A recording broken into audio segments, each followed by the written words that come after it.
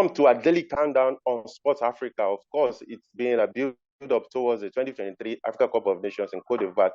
Today is officially 2 weeks to the kickoff of that football fiesta on the continent of Africa. Welcome you once again. James Agberebi and Kado Gundari, they are here. I'm used to doing this every day. Welcome, guys. Welcome to our daily countdown. Thank you very much, Femi. Yeah, thank you, Femi. Happy to be here again. Okay, so our fans around the world, I hope you are preparing for the new year. It's just some hours from now. Of course, we'll be saying Happy New Year 2024. And of course, it will be AFCON right in front of us. Like I said, the frenzy is actually building. And the tension is almost palpable now because people are now getting into the feeling and, of course, thinking more about how well their team will perform at the tournament. Today, we'll be going to Tanzania, to the camp of the Taifa Stars of Tanzania. Of course, it's been more participatory rather than making an impact for the country at the AFCON. And of course, they'll be making another appearance next year at the tournament. They will be camping in Egypt. Of course, they've also made some of the preparations public. They'll be camping in Egypt for the competition. And James, let's look at the Taifa Stars, their statistics at the AFCON. They played 6 matches, excuse me, 6 matches in 2 qualifications. 6 matches is more like the number of games. When you talk of Tanzania football, you always talk of Yanga and Biwa and Simba, and I think these are the clubs that they will have good representation of players in their team, and we should expect a good outing from them. Fine, they've not been doing well in the previous edition, but I'm looking at a good outing because they've been, if you check out these clubs, they've been doing fairly well on the continent. In terms of talking about the club competitions, they've roughly few feathers, so that togetherness, I mean, you have players who play together. They don't have much. I don't even know if they even have foreign players who play in what's it called, like Europe and the rest. You mostly find that some of their players within the continent mostly are used to the continent. Yeah, so for me, I'm not really expecting much from them, but I think we should expect decent, improved performance from them. Because like I said, playing on the continent, at least give an idea of how the AFCON will be like. It's not the same thing, but at least it's something that's been played on the continent. So I'm looking out for an improved performance from them, okay. At least based on what we've seen from their clubs. Not that I'm expecting much from them, but I don't think they're going to be that thing that you just run over like that. They're going to give a decent, let me say, good performance. But whether that will now be enough to see them out of the group stage, I don't think I can answer that for now. You can't guarantee. Okay, Kayode, no. I scrolled through their provisional list, Kayode, and it gave me a nostalgic feeling of what you get on the admission list of universities in Nigeria. It was 53 names, and so long. I think they have one of the longest provisional list that was submitted to CAF. I'm sure CAF too will be boggled about, of course, the list. But when you look at it, it's like James said, a mix of players who play with Yanga, Simba. But why is it being so difficult for them to, when you have a very good league? Tanzania league is not, I'm sure is better than some of the leagues of teams that have even won the AFCON. But why do you think it's been difficult for them to be able to get a mix of home-based players like you see Egypt do and do well on the continent? Or you think that most likely this 2023 edition will be different?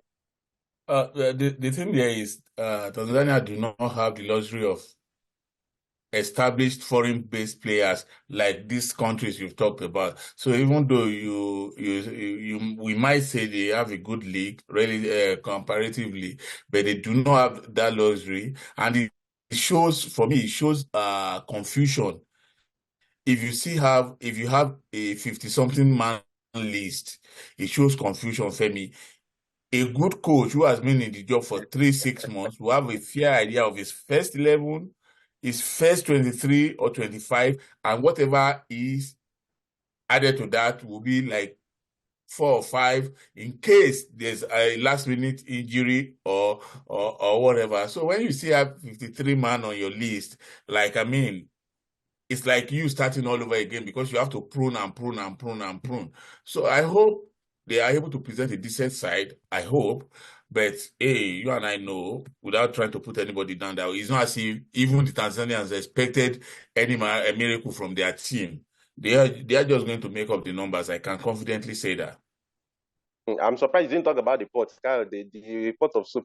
Which one would they be in? They are in the 4th tier. Yeah, in the 4th tier. I put them in the 4th tier. Yeah.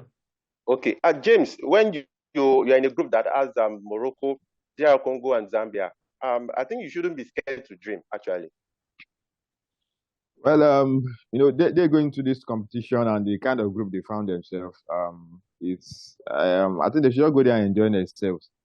And when you play against teams that don't have anything to lose, Femi, when you have teams that don't have anything to lose, just be scared of them because they come all out. You can't even pinpoint one player or a couple of players that you can mark out and to make your job easier because they are unknown quantities, and these are players who play week in, week out. They know themselves. Like I said, most of these guys will come from Simba and Yanga. A couple of them from from other decent sides from the country. So like I said, I think compared to their previous editions, I am expecting to see slightly improved performance from them. Who says they cannot even qualify from this group as one of the third place teams? Depends on what the other teams do. Morocco, we know that okay, fine, on paper we expect them to top the group. Zambia, DRC, we don't know what to expect from them. That's why I'm still keeping my cards open that knowing what the other teams do, aside from Morocco, Tanzania can sneak in.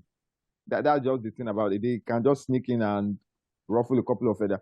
Look at a team like Benin Republic. They went all the way to the quarterfinals. Remember, they defeated Morocco in the round of 16. They were just going on until they now got to a stage where they just couldn't go further again. So, like I said, Tanzania, I am expecting them to do something better than what they've been doing before. But I'm not expecting something magical from them because this is the AFCON where you have the heavyweights and it's not where you just come in and go far by luck. I mean, let us keep our fingers crossed and expect something decent from them and leave it at that. Okay, Kyle, as a roundup, now I know you're not impressed by the 3-man list that Tanzania has submitted to CAF as a provisional list. But what do you think they will need to do to qualify from this group? Because Zambia, DR Congo, and Morocco, it's going to take something more than a miracle. Well, to be honest with you, Femi, is an uphill task. You expect Morocco of that wonderful performance at the World Cup to sustain that and prove to everybody that it was not a fluke. So you expect them to have one of the tickets. You expect Zambia, who for most is unknown quantity, to also put up a decent showing. And then DR Congo, many people tend to forget that they also have a good collection of players who, although they may not be as exposed as those foreign-based players, they are nevertheless, you could just check from their CHAN record that they do have a good team. And I'm not sure there's anything except the X factor in competitions like this. They could just get into the competition, get a good result in their first game. If the so-called big teams cancel each other out, they could have a leeway. Maybe get into the next round by being one of the best losers in the group. Anything is possible. But Femi, common sense dictates that you shouldn't put out much hope on these Tanzanians. Just being in the competition is something for them. At least. But the fact that they're even camping in Egypt, like James said, the players should just go out and enjoy themselves. James, I do not think you're really nice with that, though. Because they will tell you that they're actually in Cote d'Ivoire to make a statement. Of course, this is a nice place to leave it for today on our daily countdown on Sports Africa. James Agberebi and Kyle Day, thank you once again for your thoughts on the show. Thank you very much, Femi. Yeah, thank you, Femi. Okay, so tomorrow will be, of course, it will be countdown to the new year.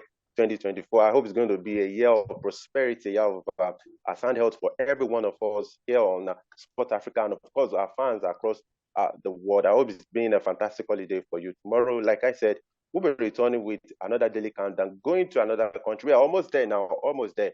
And of course, we'll be facing proper about what other things are doing in terms of preparation for the 2023 Cup of Nations. Now, we heard that some clubs in Europe are already trying to liaise with some federations to allow their players to delay the arrival of their players for the AFCON. We, of course, this has been envisaged a long time ago, but we hope that they wouldn't be returning with injuries that would affect their participation and that of the chances of their country at the tournament. So we'll see you all tomorrow. Before we leave, our producer, thank you so much for always putting this together for us. Please tell someone to subscribe to our channel. Like we told you, the journey has not even begun, because the AFCON proper is when you will see the best of us. We'll see you all tomorrow. Bye for now.